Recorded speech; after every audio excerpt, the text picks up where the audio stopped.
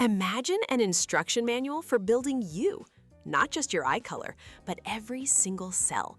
This manual is 2 meters long, yet it's coiled tightly inside the nucleus of almost every one of your 37 trillion cells.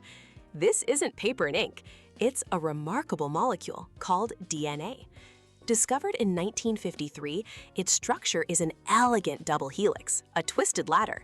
The sides of this ladder are made of sugar and phosphate, but the magic is in the rungs. These rungs are built from an alphabet of just 4 chemical letters: adenine, thymine, cytosine, and guanine, A, T, C, and G.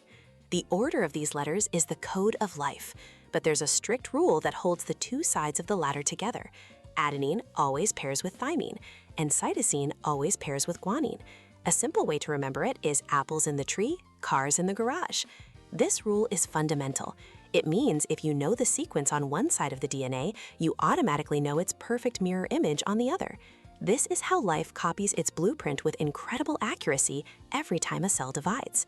So what do these letters actually do? A specific stretch of this code, like a single sentence in the manual, is called a gene.